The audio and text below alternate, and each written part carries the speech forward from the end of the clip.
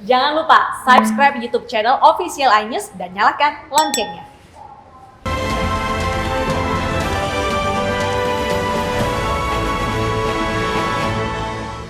Bermaksud menghindari penyekatan, pemudik nekat menggunakan perahu untuk menyusuri Sungai Kampar Riau. Naas, perahu mereka terbalik karena derasnya arus sungai dan ketiganya masih hilang.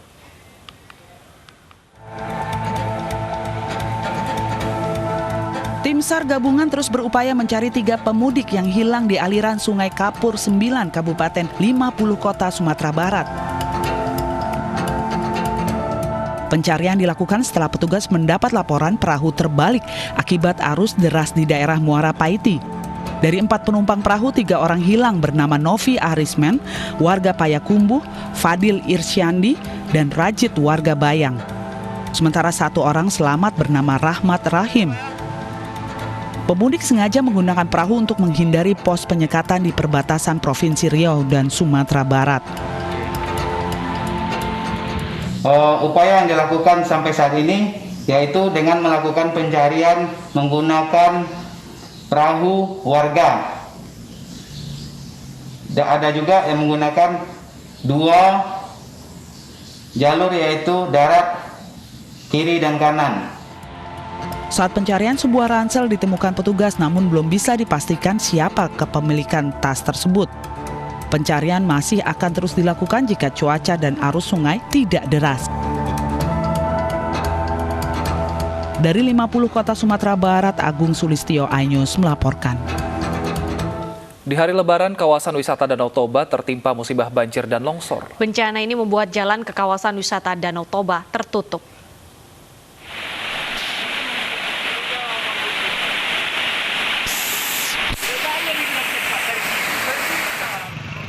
Bencana banjir dan longsor menimpa kawasan wisata Danau Toba Kabupaten Simalungun, Sumatera Utara. Lumpur disertai material tanah dan kayu turun dari atas perbukitan di Danau Toba.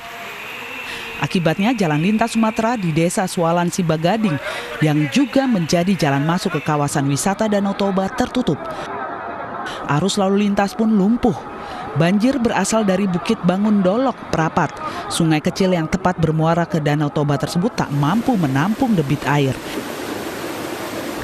Dari Siantar menuju ke Parapat kami alihkan dari Simpang Palang, dan dari Parapat menuju arah Siantar masih bisa untuk dilalui 1 kendaraan. Akan tetapi sistem kami buka untuk sistem buka tutup karena sambil kami mengerjakan pembersihan material longsor yang ada di TKP. Diduga penebangan kayu legal maupun ilegal di sekitar perbukitan Parapat menjadi penyebab banjir. Dari Simalungun, Sumatera Utara, Dharma Setiawan, iNews melaporkan.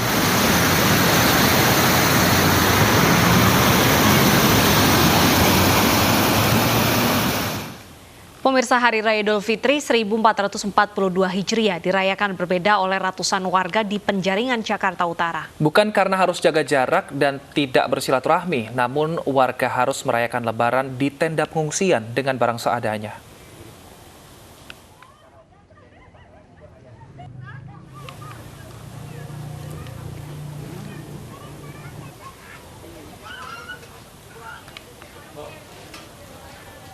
Ratusan warga dari 2 RT di Penjaringan, Jakarta Utara ini terpaksa merayakan Lebaran di tenda-tenda pengungsian.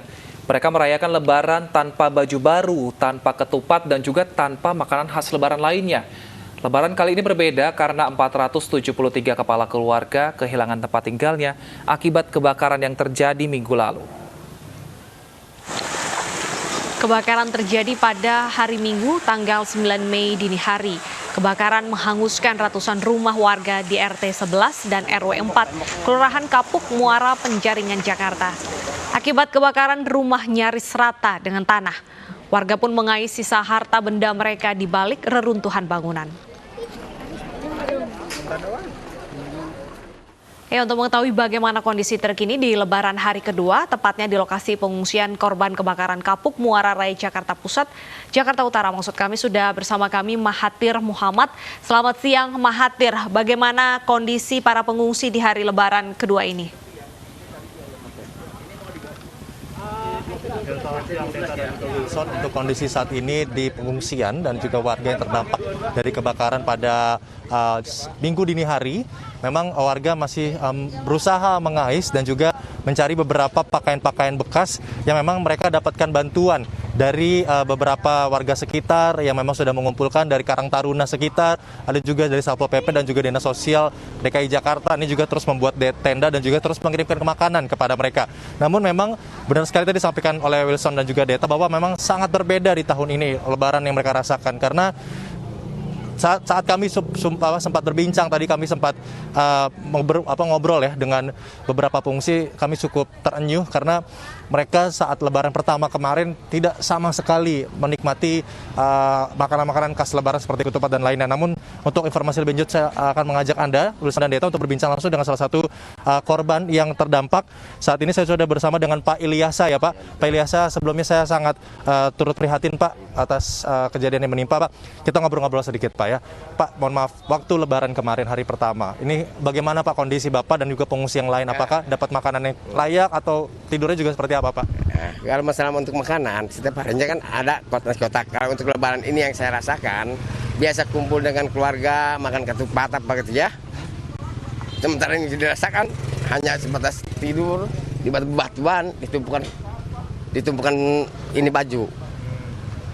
Biasa makan ketupat dengan keluarga, ini hanya makan nasi kotak.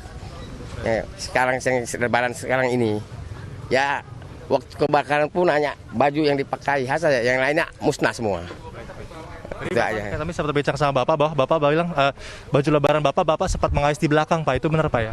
Benar, ini pun untuk baju Lebaran untuk yang sekarang ini yang saya pakai hanya baju Lebaran, baju bekas saja itu. Baju bekas Pak ya? Iya. Itu kalau baju-baju yang di belakang sana itu datangnya dari mana Pak? Itu dari bantuan-bantuan relawan-relawan yang ada. Nah, donatur-donatur yang ada gitu ya, yang merasa simpati, ya itu ya saya terima. Cuman saya instruksikan kepada warga, bila mana baju itu sudah layak pakai, pilihlah. Itu aja. Untuk kamar mandi atau air bersih Pak, apalagi untuk anak-anak, tadi kami lihat ada beberapa balita, itu bagaimana Pak kebutuhannya juga Pak? Sangat sulit, dampaknya sangat sulit.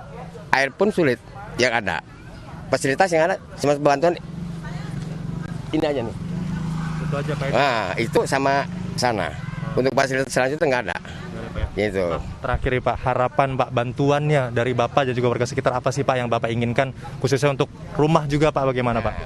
Ya kalau Bapak pribadi, ya dengan kawan-kawan yang ada atau RT yang ada atau ke kami orang, yang Bapak butuhkan itu hanya bantuan selayaknya untuk orang yang terkait di sana. Bantuannya itu hanya sebatas kompor, tabung gas, dan bila perlu bangunannya. Tapi masih ada harapan nggak sih Pak? Bapak pengen mungkin ada yang kirimin ketupat atau makan-makanan khas Lebaran nih Pak? Nah, kalau masalah untuk ke sana, dilupakan sajalah. Saya hanya serahkan kepada yang kuasa aja. Baik, Pak Ilyasa, terima kasih sekali lagi Pak. Sekali lagi saya turut prihatin, namun sebelumnya minal aizin wal faizin Pak, mohon maaf lahir batin. Semoga Bapak sehat selalu bersama keluarga ya Pak ya. Pak Ilyasa, terima kasih banyak atas atas waktunya Pak ya. Terima kasih. Ya, itu perbincangan kami dengan salah satu warga, yaitu Pak Ilyasa, yang memang saat ini rumahnya masih terdampak kebakaran yang terjadi pada minggu lalu. Dan kalau memang kami mendetailkan sedikit data yang kami terima, bahwa memang sebanyak 375 kepala keluarga dan kurang lebih 2 RT. 2 RT ini RT 11 dan RT 12. RT 11 ini paling terdampak parah. Itu ada 200 rumah yang hampir rata dengan tanah. Selanjutnya terdampak di RT 12 juga 200 rumah maksud kami. Jadi kurang lebih ada 400 rumah yang terdampak kebakaran.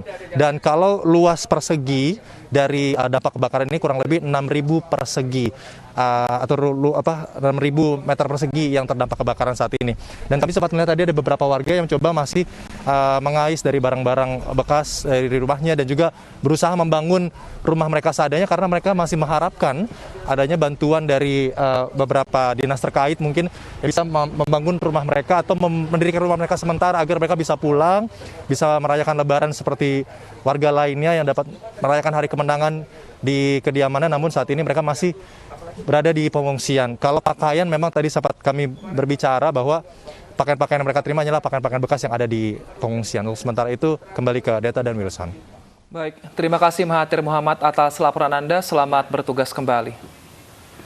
Pemirsa, ribuan umat Muslim Palestina sholat Idul Fitri di Komplek Masjid Al-Aqsa, Yerusalem. Sementara di Gaza, Muslim Palestina menggelar sholat Id pasca dihajar roket Zionis Israel. Tetaplah bersama kami.